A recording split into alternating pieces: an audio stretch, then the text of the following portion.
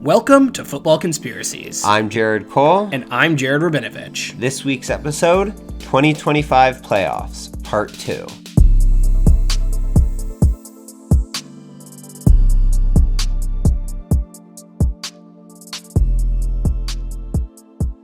Well, we know who's going to be in the Super Bowl.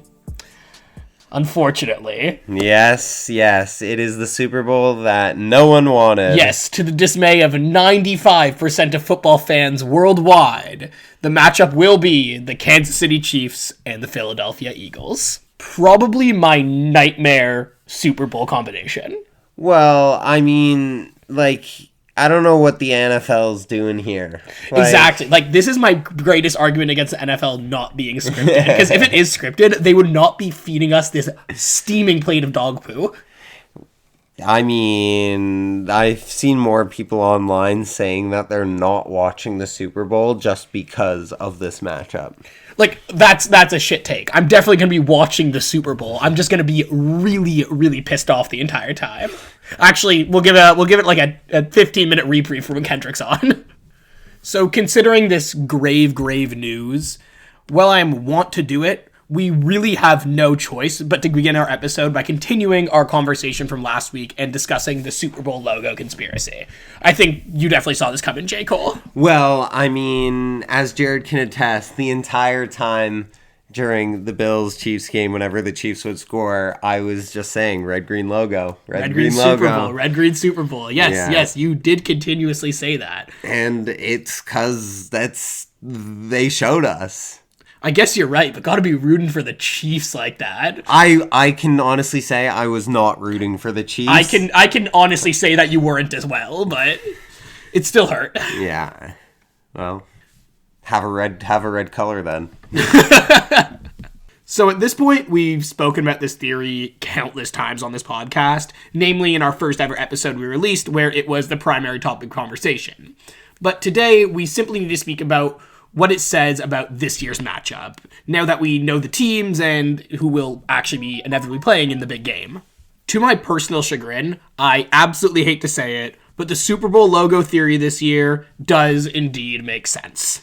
Well, I've seen that technically it has worked every year, even last year, where I know the purple people were saying doesn't correlate with a team, but it correlates with Taylor Swift, who was a prevalent part of the NFL last year. If you're going to that extent, with the Chiefs, and so there you go, the purple works. We're 4 for 4 or 5 for 5. That is one of the worst takes I've ever heard in my life. It's actually, this year it's actually going to be Jesus versus Mary in the Super Bowl because it's the Christmas colors. It's brutal. You can't be doing that. I hate it. Bro, we should be calling this the Christmas Bowl. We really should actually. Wait, did we start something? Did we start a trend? So, for those who are a little bit confused what we're talking about, the Super Bowl logo colors are primarily red and green. On February 9th, we'll be watching the red Kansas City Chiefs face off against the green Philadelphia Eagles. I know that this is basically confirmation that the NFL is scripted to many people out there, and even though I'm very pissed off about the Bills losing, and I do believe there were some very unfair calls in the Bills versus Chiefs game, I will be the first to say that I still do not believe that the NFL is scripted or rigged. I agree that it is pretty sketchy that the Super Bowl logo theory ended up coming true this year, but I will stick to what I said on last week's episode. This Super Bowl matchup, or another red-green matchup, was always a possibility, and the fact that it happened does not serve as a piece of substantive evidence, at least in my books. To me, honestly, the fact that it did not align last year, that this theory didn't work last year, is enough for me to pretty much discount it entirely. I still stand by the logic I laid out the first time we ever discussed this theory on our very first episode. If it were true that the NFL has been rigging games and scripting the league for years, if not decades, why would they reveal this information via the colors of their Super Bowl logo? If I were the head of this scripting operation, I would consciously avoid any tell that may reveal the league had been scripted. Why would the NFL go through so much effort to script the league, put in so much effort to cover up their nefarious actions, just to reveal it using the Super Bowl logo colors? Because they're trying to show us how clever they are.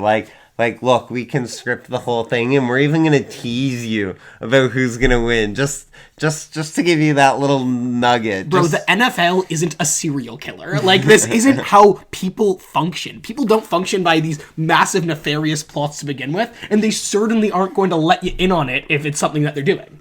Well, they are. Fair enough. I can't argue with that airtight logic. But to continue my point, I think this would be doubly stupid considering the amount of attention given to the theory in the past couple of years. If I were the head of this scripting operation, I would intentionally make sure the Super Bowl logo colors did not align with the Super Bowl team colors. This would be the most logical thing to do if you did care about the cover-up staying under wraps. Even though I do know through conspiracy theory logic, people are going to go, oh, they just changed the colors this year because they wanted to cover it up, just like last year when the team didn't line up. I was just about to say, but then people will be like, yeah, but it's just 1 year. Well, that's not even what happened. Do you remember last year when when the teams inevitably did not end up matching? What do you mean, Taylor Swift? Purple. No, well, people come up with shit like that, but people also started saying, no, we caught on to the scent, so they changed the script last minute. Which, yeah. I mean, like, come on. If this is so tightly scripted, they're not changing up the script. And if they are trying to reveal the information, they shouldn't be freaking out when people figure it out, this super obvious clue. So, I don't know. This entire theory to me, like, I've ranted about it, I feel like, more than probably anyone else on Earth at this point. But I just need to get this off my chest. While we are on this topic, though, I think now is the perfect time for us to discuss next year's Super Bowl logo and what it ostensibly says about who will be in the 2026 Super Bowl matchup. I do not know what we said last year. We had this discussion, and I would love... We got to go back and inform the listeners in next week's episode if we did pick out the Kansas-Philadelphia Super Bowl early. Are we the real script writers? Yes, I'm sure we are. Yeah, it was not very hard to pick out. Let's be real here. You know what? I can absolutely 100% with certainty guarantee that I thought the red team was going to be Tampa Bay. Yeah, you know, and I'll give you that. But from my more realistic senses, I think I probably might have guessed that one right. I should have put in the futures then.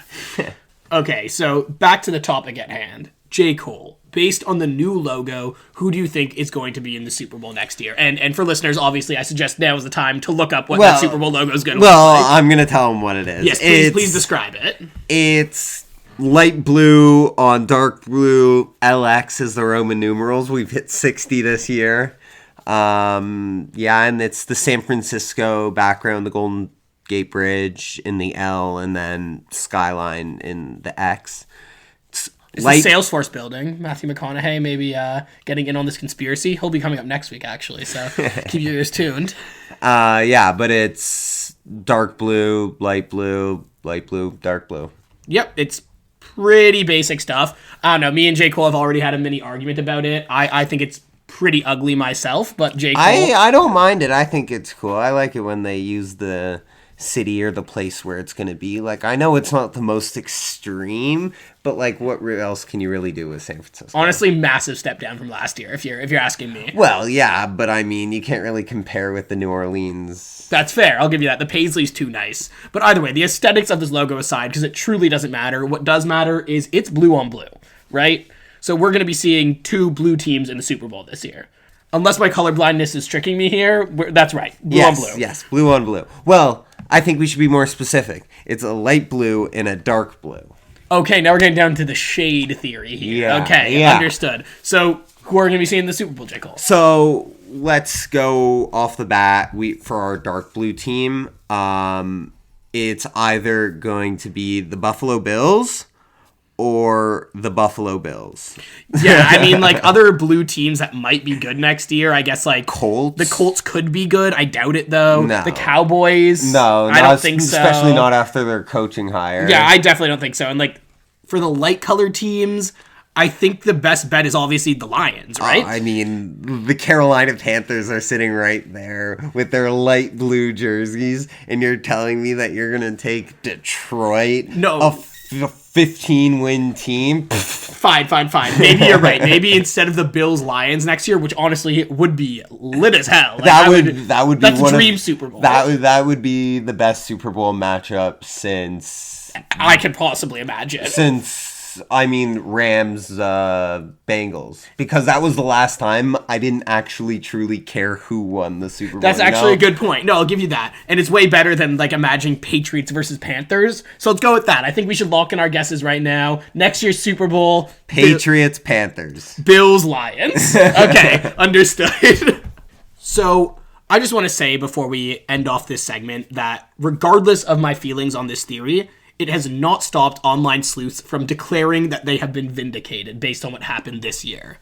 While I would point to last year's result as proof positive that this theory is not true, it does not seem like my pleas have been heard by the NFL community at large. Since the game ended, Twitter has been flooded with proponents of the theory claiming that they have been right this entire time. Unfortunately, I cannot disprove this theory using the results of the Super Bowl matchup this year, for obvious reasons. But to anyone who is still skeptical, I highly encourage you to go back and listen to episode 1 of this podcast, get a thorough breakdown of why I think this theory is total and utter bullshit. Even if, this year, that may not appear to be the case. It is 100% truth and fact, and it is what it is, Jared. You just gotta live with it. You just gotta live with the truth. Every episode, I regret having ever started a podcast with you. Amazing. So the next thing we need to discuss, and from what I've seen has been the most talked about topic coming into the AFC/NFC championship games, is the officiating in the Chiefs-Bill game. Like, it has been absolutely going hog wild on the internet here. Yes, there's been a comment or two made online, a video or 2 or 3 or 5 billion. Yeah. We'll get into it. Exactly. Yeah, there's a lot to say. There is. So I want to preface this conversation with 2 things. One, the allegations, some of them that we're going to be speaking about today, are long-standing and span over many years. So it must be acknowledged that people were ready to make these allegations well before the game ever took place. As a matter of fact, I saw many people making allegations about shitty reffing before the game even happened. From what I can tell, allegations of this sort would have been leveled against the refs no matter what happened in the game, even if it was a decisive Chiefs victory. There's always the long-standing joke of when you're playing the Chiefs, you're playing the refs. Yeah, well, I mean, you just look at this season as proof. Exactly. Or you could look at them as an incredibly coached team with a fantastic system. But I totally understand the contention. I mean, things can be 2 things. I'll give you that one. The second thing I want to say is I'm a Bills fan. I will try to be as impartial as possible when discussing this, but I apologize in advance if anything I say is colored by my emotions, if you will. Yeah, I'm sure you won't have any issue staying impartial on this one. Yeah, totally not. This has been not at all emotionally tumultuous for me. It's been pretty cool since Sunday. All this being said, I do have to ask our resident non-Bills fan what he thought of the officiating, just generally in the AFC Championship game. So, J. Cole, what are you thinking? Yeah, there were a lot of calls that were terrible. I think that is a good overview. And it wasn't just that there were calls that were terrible, because there were always calls that were terrible. Mm-hmm. It just felt like these were in such big moments, like on 4th downs when they're trying to get that extra yard, or those long passes where Xavier Worthy definitely didn't catch the ball, things like that. Exactly. It's what you were saying on Sunday night. It's not what the flags are, it's when the flags are. Yeah. So as far as I can tell, the main controversy coming out of the AFC Championship game seems to be surrounding a call made against the Bills, where it looked like they had managed to get a first down, but the call on the field said that they had not. In response, the Bills chose to challenge the ball placement. To me, and to most NFL fans online, and certainly to all the people in the room watching with us, it seemed clear that the general consensus was that the ball did indeed cross the first down line and that the call should be overturned. Do you know who also agrees with you? Who's that? John Boy. He did an analyst on it. I know you're a big John Boy guy. Yeah, I love him. So I know that you'd appreciate a breakdown from John Boy where he agrees. But we shouldn't have even been there in the first place, because the 3rd down, Dalton Kincaid made a catch, which surprisingly he does, And he crossed the ball with the first down line, but they didn't give it to him. But he got the first down, so they shouldn't have even been in this situation in the first place. Yes. But, I mean, I digress. Yes, and for those of you who didn't get the general idea from J. Cole's little tangent there, to my and I think general surprise, the call was made not for the Bills, and the Chiefs got the turnover, and that turnover immediately turned into a touchdown for the Chiefs, which was likely the decisive moment throughout the game. While there were other controversial calls made throughout the course of the game, this one seems to have stuck out the most. Some people point to the uneven amount of penalties given to both teams as evidence of rigged officiating, as another point that a lot of people bring up. So I brought out the numbers so we could analyze them a little bit. The Bills committed 6 penalties for a total of 48 yards. The Chiefs committed 5 penalties for a total of 21 yards.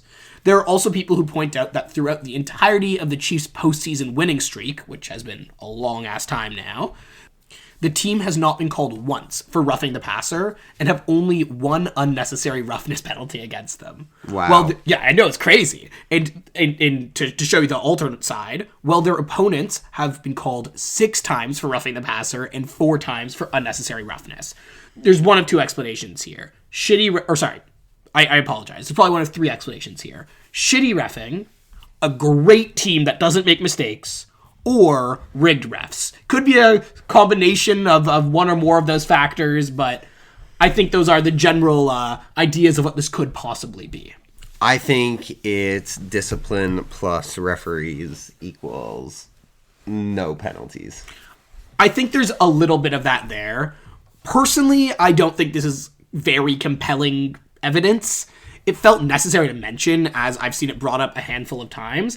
That being said, I really do think they have a fantastic system and probably the best head coach in the league right now. They definitely have the best head coach in the NFL right now. And do you know what a good head coach is great at? Making sure these stupid mistakes that lose you games aren't made. That's true. And if the Chiefs are good at anything, it's winning. It's not winning well, it's not scoring points, it's winning the game no matter how it plays out. Yeah, I mean, we've been saying this all season. The Chiefs are clutch. That is what they are. They're clutch. It doesn't matter what situation. It doesn't matter who they're playing against. They just put themselves in situations where they have to be clutch because they know they can be that and win the game. Yeah, that's honestly a pretty good way to look at it. Like, they want a close game because they're not going to win if it's not. Yeah, exactly. Exactly. Like, if the fire's not under their ass making them, like, you got to get this next touchdown, they're not getting that next touchdown. I mean, this is the first time this season that the Chiefs scored over 30 points. Is that true? Yeah. Wow, I did not know that. Like, not just at 30, like over 30 points. And the Bills are scoring over 30 points, like, every week. Every single week, yeah. It was probably one of the first weeks that the Bills did not get over 30 points. All this being said, there are many complaints coming from Bills fans and NFL fans in general that the officiating was simply not fair. Fuel was added to this fire by several prominent personalities in the NFL sphere. Likely the most prominent person to do this was Adam Schefter, one of ESPN's most famous NFL reporters. In a tweet that was actually posted the day before the Bills-Chiefs matchup, Adam Schefter wrote, "For all those complaining Patrick Mahomes gets too many calls, relief soon could be on the way. NFL Replay Assist is expected to expand this offseason into plays that could include the quarterback slide," league sources told ESPN. That means nothing. Well, it means that they're going to be putting in more strict rules. No, and really, he's just roasting Mahomes is the idea. Yeah, but it essentially from that tweet, it just means that if a quarterback slides, they'll use replay assist to tell you where the quarterback started sliding. I think the general what point he's trying to get across is that they're going to be putting in rules to make sure that ball placement is more of a challengeable call. So things like this that we saw in the Bills-Chiefs game don't happen. Okay. All this being said, well, I'm glad to hear that the NFL is looking into making some of these rule changes. I do agree with many of the critics of this tweet who are saying that this was a highly irresponsible way to announce the news. This is simply adding fuel to the conspiracy fire from a person who has 11.4 million followers on X. This was just, I think, a very bad way to announce this. You could have said, hey, I'm an NFL reporter, and these rule changes, X, Y, and Z, are potentially being discussed for next year's season, instead of for all those complaining that the guy who everyone claims cheats is cheating. These rule changes are being put in place. And I just think that it's unnecessary conspiracy fodder from a very loud voice in the NFL community. Yeah, I agree with that. Because the way he put it, it didn't really sound like a rule change was coming. It kind of just sounded like he was taking a shot and like trying to be funny sort of vibes. And that's what I think was the motivating factor for this tweet, as opposed to actually getting information across. He was trying to take that shot. And I think likely inadvertently is playing into the hands of so many dangerous theories that are out there. That being said, I think there are equally stupid takes coming from the side of people criticizing what Schefter said.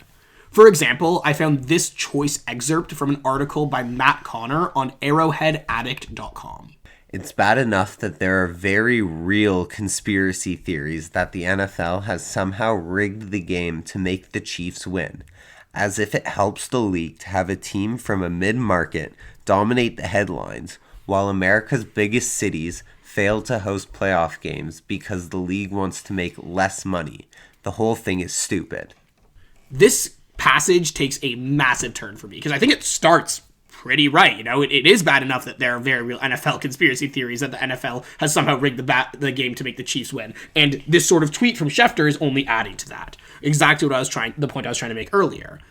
That being said, I think this statement completely ignores the very real reality that another Chiefs win would be incredible for the NFL. That would be their dream scenario. The Chiefs have not been a mid-market team for years now, and to minimize them to that is missing the entire point of this whole argument. Yeah, and also I think we need to take in that America's biggest cities have their own storylines going on right now. Like New York being like the epitome of failure is in itself a valuable storyline for the NFL. You know what I mean? Exactly. And wait, what's that pretty big city that starts with a P? I can't really think about it. One of the biggest Americans. Oh yeah, Philadelphia. Almost like they're in the Super Bowl. Oh yeah, like one of the founding cities in America. Exactly. One of the largest cities in America? No, they could never be there. I don't know. I just think this, both sides of this argument are, so reductive, so silly, and just failing to understand the ramifications of their words in any real way. Well, I think I've seen a slew of bad takes coming from this conversation. There are actually a couple things I'm really glad people are talking about.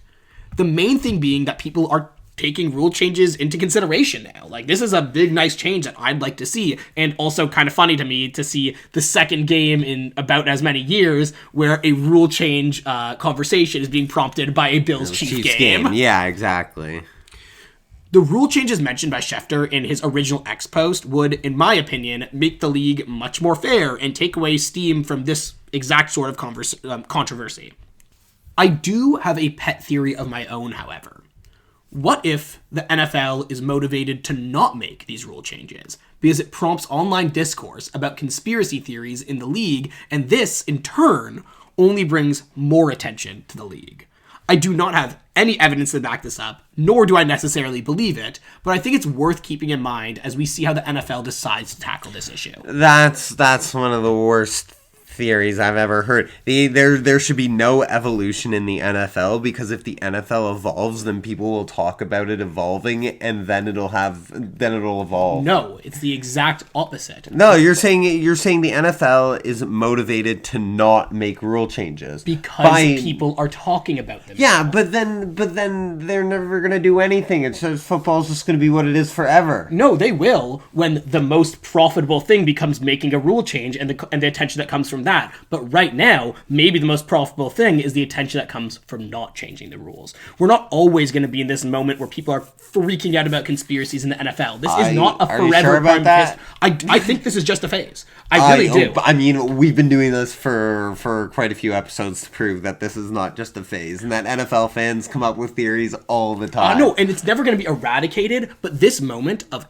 everyone in the NFL sphere talking about conspiracy theories, I don't think this lasts forever. And I think one day it's going to be more profitable to change the rule and have people talking about that instead of people talking about what the ramifications of not changing the rule are. Like I said, I do not necessarily believe this myself, or do I have any evidence for it. I just think it's interesting to keep in mind. So back to the topic at hand.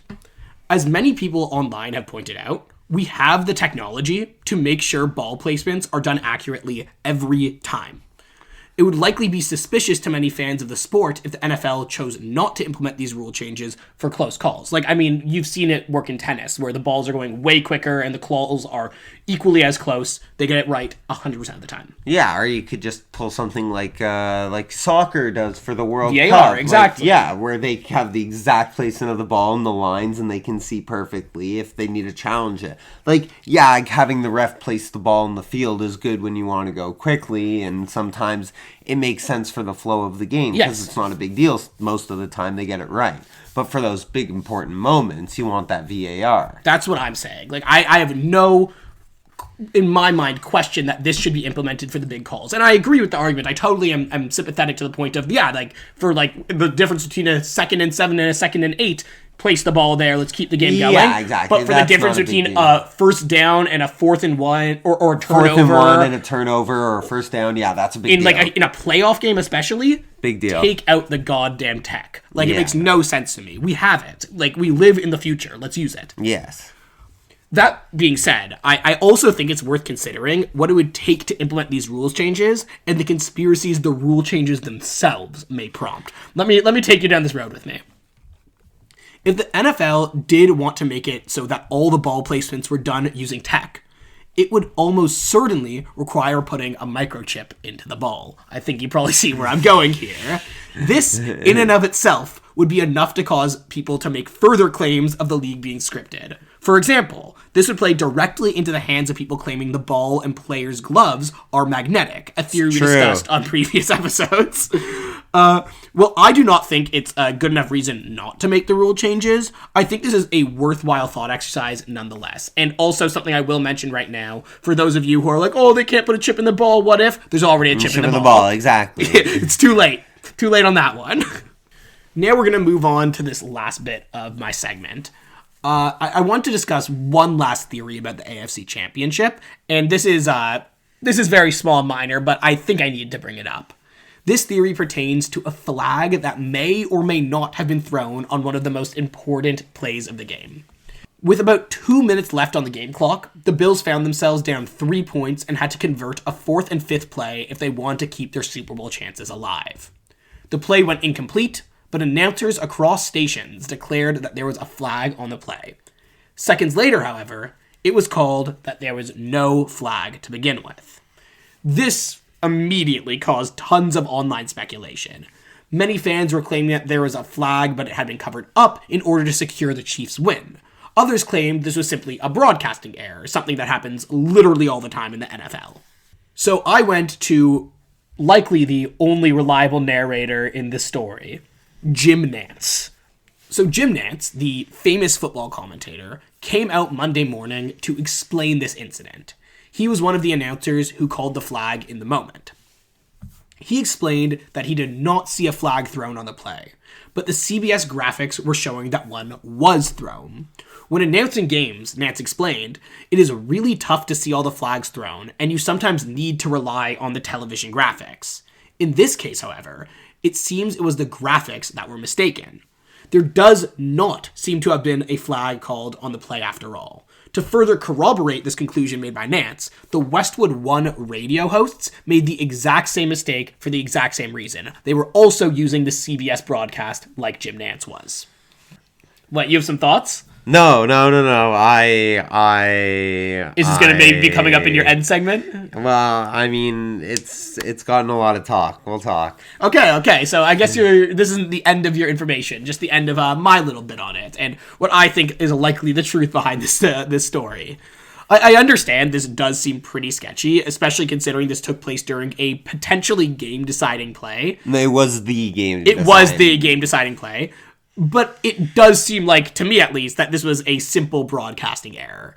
I know this is not the juiciest theory of all time, and J. Cole's giving me the face that maybe once we get to his end segment, it will become a little juicier. But regardless, I felt it was necessary to bring this up while we were discussing the plethora of theories that have emerged from that AFC Championship game. So that brings us to the end of my segment, and I guess, like, go Birds. Like, I know, like, I don't feel right cheering for Philly, but I also definitely would never cheer for Kansas City, you know? The thing is, I will say, and I know this is going to be a controversial take, there is something about watching the first three-peat happen. Yes, there is something about watching just pure greatness. Like, being that's alive cool. For history is like, I could tell my kids, I remember when the Chiefs won 3 in a row. But also, it's like, as long as it's a good game, I don't care who wins. Exactly. At this point, I'm cheering for the football gods. I'm not cheering for any team. I'm cheering for the Kendrick Lamar halftime show. 100%. I want a close game and a good performance.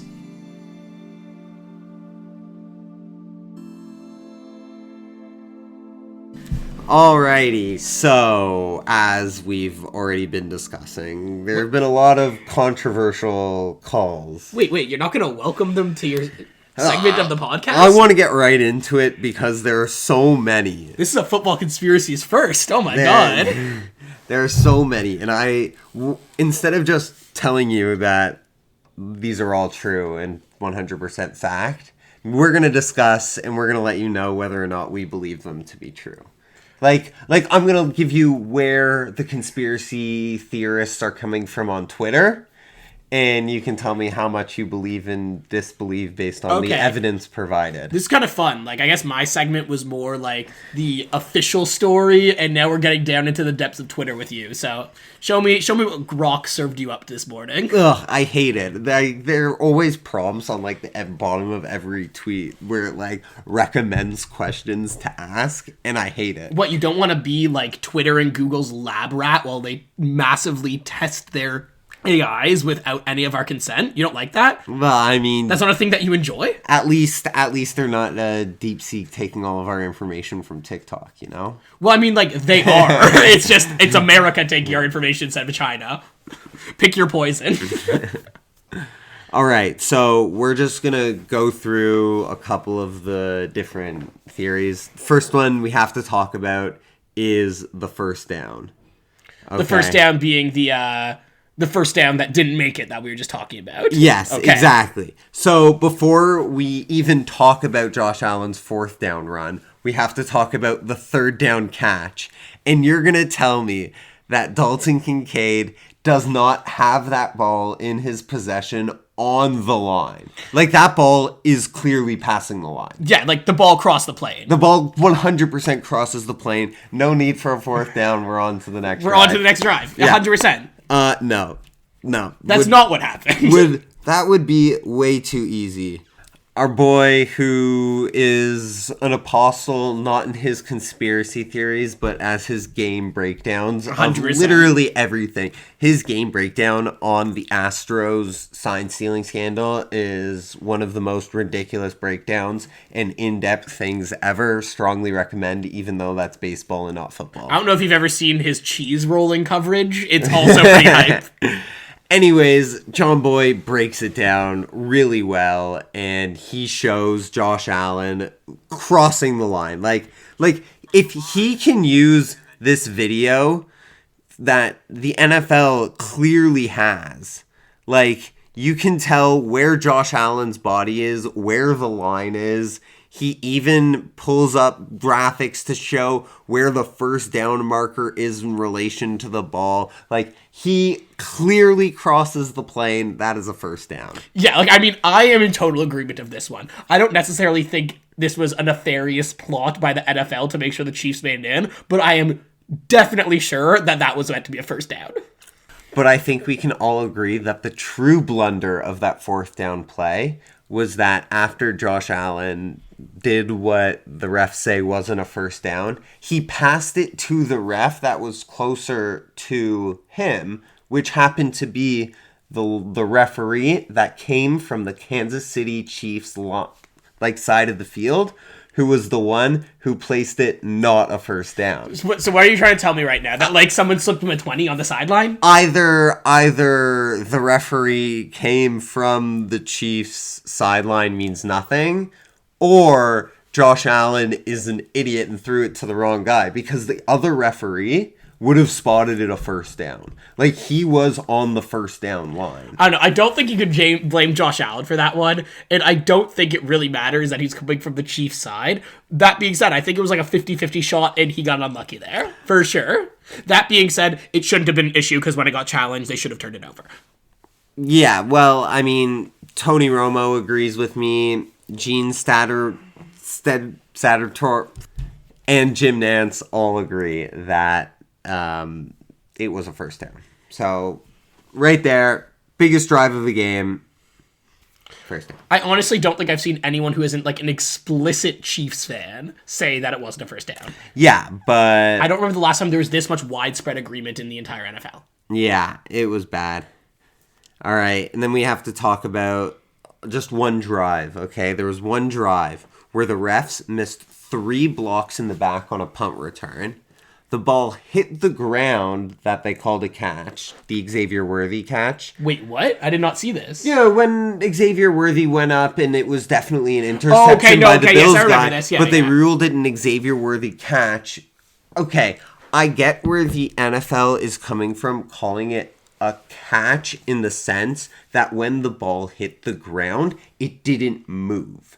Therefore, there must have been enough possession of the ball to not cause any shake. Like, if you watch the play, like, sometimes when you land on a ball, the ball shakes or something. Like, it gives a little bit. Like, you can see it having an effect from hitting the ground, but it doesn't.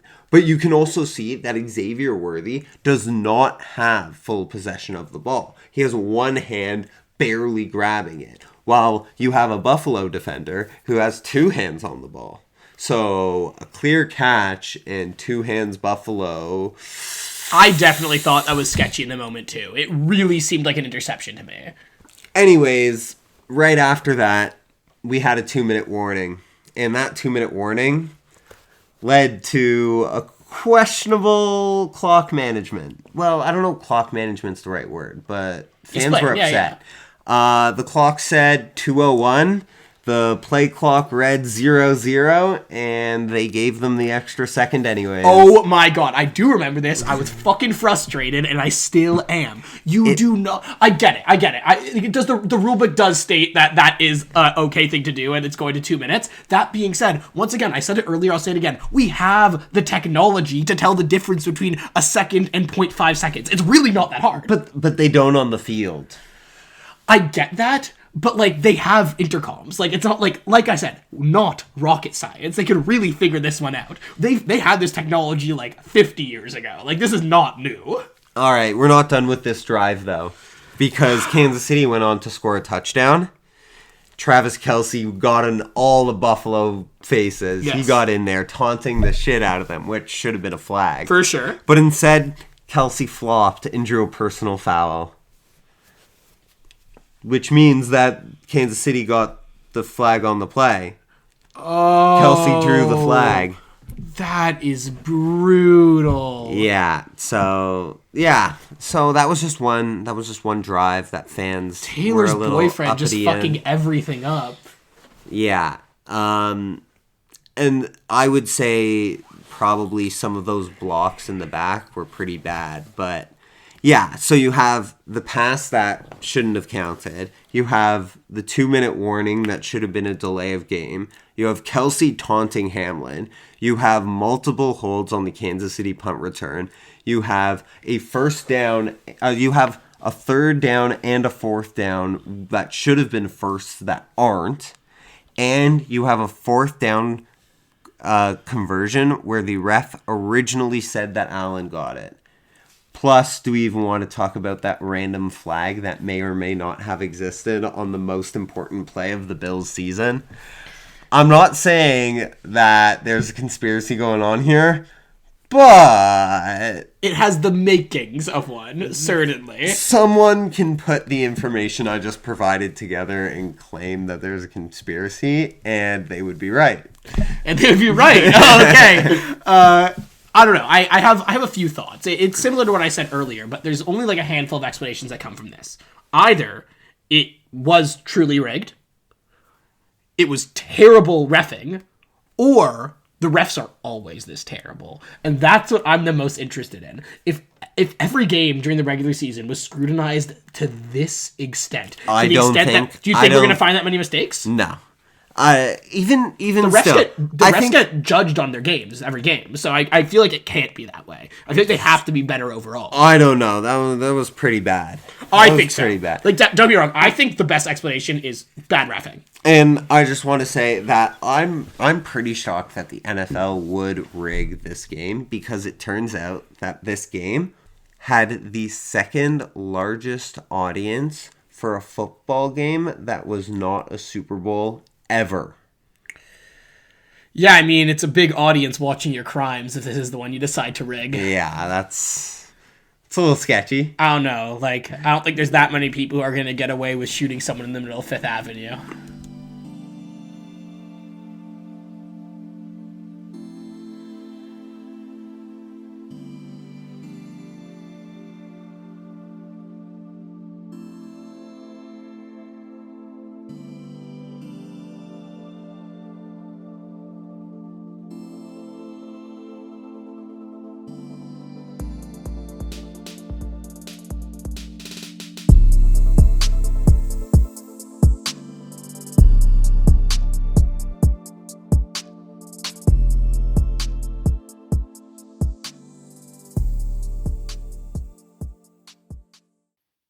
Psych, we're back to talk about our predictions for the Super Bowl logo colors from last year, and wow, that's embarrassing. We were so wrong. The Chiefs nor the Eagles even came up. No, the Eagles came up once as like a passing moment, but like we never even like considered them.